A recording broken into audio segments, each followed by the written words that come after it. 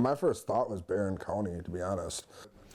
Panic, then anger strikes these Green Bay parents. A convicted registered sex offender sent multiple messages to their 13-year-old daughter online trying to meet her, and it was not against the law.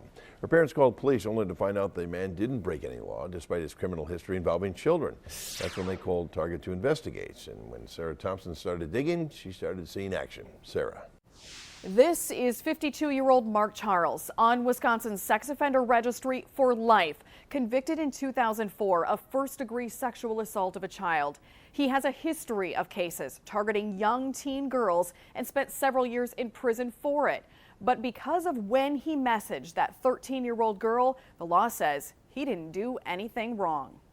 He says, "Hi, I would like to go out sometime to have a good time.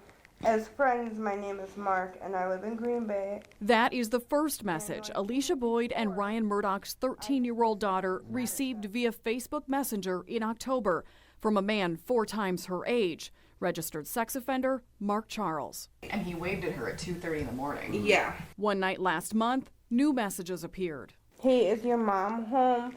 And she's like, "Yes." And he's like, "I tried texting her to see if it's okay to stop in, but no answer."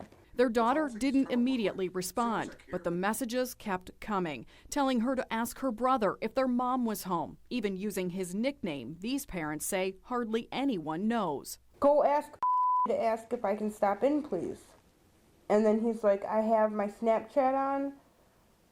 No answer, sorry." I was happened to be walking past her room. She's like, "Daddy," and she's like, "Hey, look at this." I started freaking out, like, who is this guy and how does he know my son's nickname? Like, is he watching my daughter? Ryan responded as many dads probably would. He quickly received another message. "I was texting my cousin. Sorry, wrong person."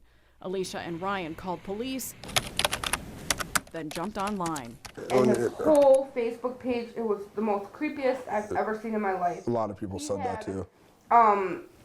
Every single status of his was about a kid, like a shared post of children missing. Alicia saved screenshots from Mark Charles' Facebook page that night. Posts she says were deleted within hours. My first thought was Barron County, to be honest.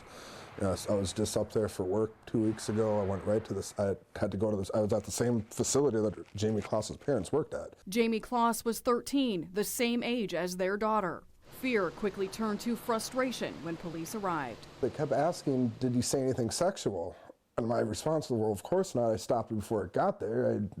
No, it didn't. When Ryan interrupted the messages, they had not escalated to anything the law considers illegal.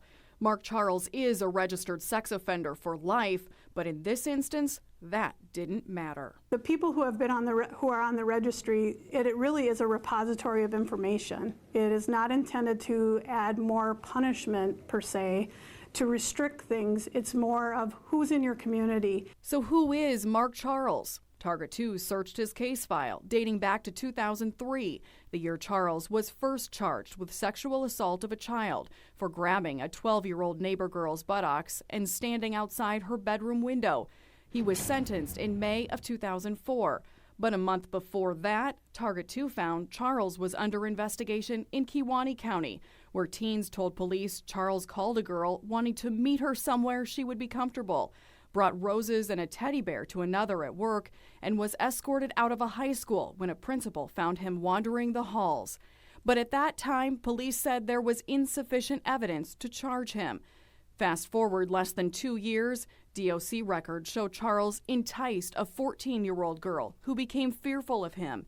That time, his probation was revoked. A judge sentenced him to 7 years in prison, plus 5 more on extended supervision. A probation agent writing, "He prowls for victims and is a threat to the community." Charles completed supervision in 2017, lifting his restrictions from talking to minors a year and a half before sending these messages. I just had a sick feeling. It's like, he's going to go to jail. I'm like, he's not on probation. He completed his probation. I don't think he's going to jail tonight. Ryan knows the law. He's also a registered sex offender from a so-called Romeo and Juliet case with the mother of his child when he was a teen. But this is different. Police and the DOC think so too and launched an investigation. The behavior was very concerning, especially given his prior offense history, which is why law enforcement was immediately investigating the case to see if any sort of crime had occurred. And they found one, not for enticement or contacting young girls.